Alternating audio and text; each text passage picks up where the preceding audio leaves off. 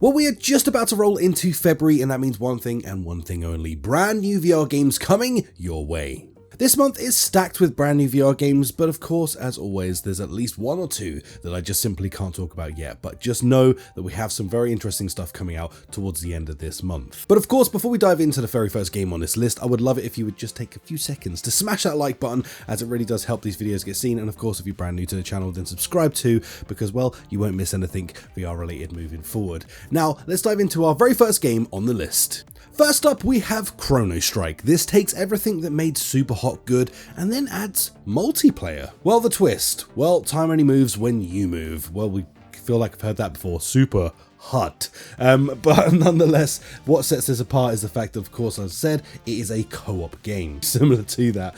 But the thing that is going to set this apart is that every time that you...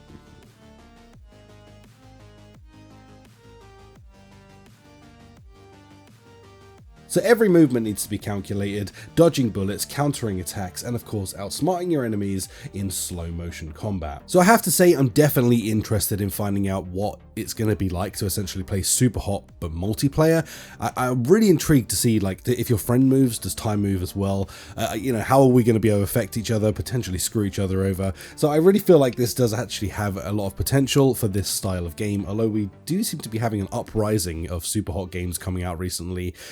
But hey, it doesn't mean they're necessarily going to be bad games. I think it just means they're going to be an interesting take, hopefully, on the genre. Next up, we have Alien Rogue Incursion. Now, of course, we already had this release on the PSVR 2 and PCVR late last year, but now it's finally making its way to the Quest, and of course, that means standalone VR. This is a fully fledged action horror experience set in the Aliens universe where you get to track down the missing squad mate. But there's a catch to that, of course, as it is going to be full of xenomorphs trying to attack you and destroy you. Now, honestly, I've played this game on PSVR 2 and PCVR, although I had my qualms about the part 1, part 2 sort of thing, but nonetheless, this game actually is a fairly good experience from start to finish. You're going to have a good time in there. The only thing that I would say that's negative about this game is there was, like, you get a little desensitized to the xenomorphs by the time you get to the end of this game, because they are continually attacking you as you go through this. But if you want to poop your pants, it's definitely a good one, and honestly, they have done an incredible job of really making this feel like the Aliens universe.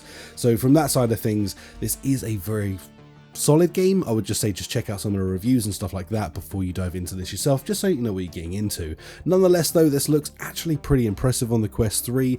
I've seen only a small amount of footage out there about this, but it does still look pretty damn cool. I'm looking forward to checking this out myself, just to see how they've sort of held this up on the Quest. Next up, we have Cold VR. Now, hey, this is again another Super Hot game, but this one does have a bit of a twist, and I'll be honest, I've played Cold VR before, and I do think this game actually stands out from the rest of the pack when it comes to these sort of time moves when you move type style games. Cold VR flips Super Hot on its head. Instead of time stopping when you stop, here it slows down when you move, so it's actually the entire other way round to what you'd expect. This means you'll need to keep shifting to keep control of the battle, keeping on your toes and just moving the entire time to escape the rogue AI that is hunting you down. Originally, this was planned to be coming out in January, but the game was slightly delayed, but it's now confirmed for February to release for Quest, and then it's coming out for PC VR and PSVR 2 later this year.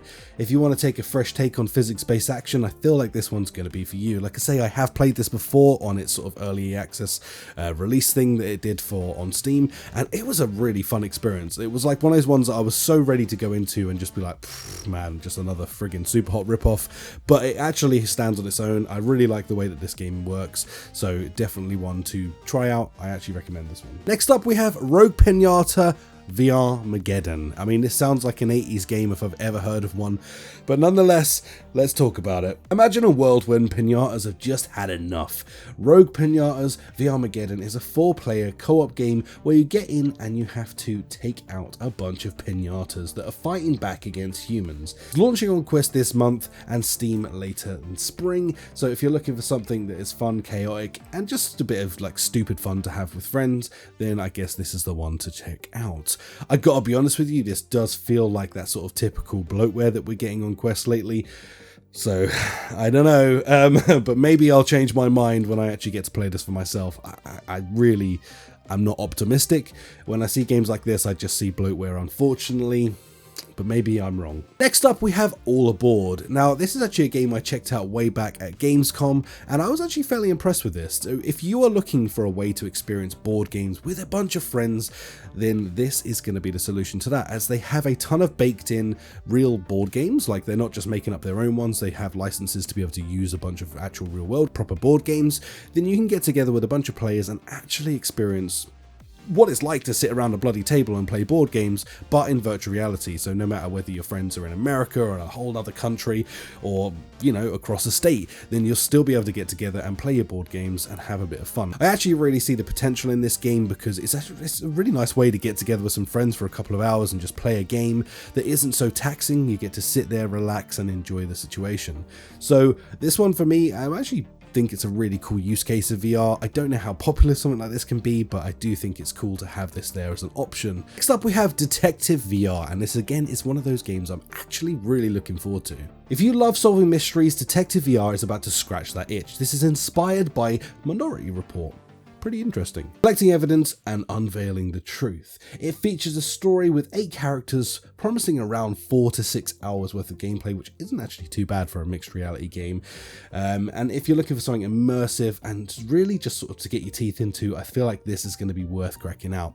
Now, if you liked games like Shattered, which is another mixed reality experience, I feel like this one is going to also scratch that same itch, where it really just blends sort of like the virtual world and mixed reality really nicely together into a game, making just a clever use of the fact that it has mixed reality, opposed to it being sort of a gimmick with this game. So this is actually another one I really think you should keep an eye out on this month. I feel like it's going to be a pretty good game. Next up, in a surprise announcement, we have Farming Simulator coming to VR. I mean, I don't know if does that excite you or does that not excite you? I don't know. I really felt like this is another one of those divided games that some people are going to be like, whoa, my god, this is amazing, versus other people who just will not care. I'm probably firmly in the camp of people that really doesn't care about Farming Simulator coming to VR, but hey, I'll give it a go. Maybe it'll blow me away. I can't say I've ever really thought about putting time into this game, but I know a lot of people really love this. For all those farming enthusiasts out there, Farming Simulator VR is going to bring a brand new experience to the Quest. You'll be able to operate officially licensed farming mechanics, maintain your equipment, and of course handle various field activities like mowing grain. And then you can live out your authentic Farming Simulator life in virtual reality. So yeah, I guess this is big news for some people, like I say. Not so much for others. Next up, we have Obsessive Shadow, and on the surface, this game definitely looks like one of those indie games that somehow slipped by the QA on PlayStation VR 2. As we all know, like, the QA doesn't seem to be great on there.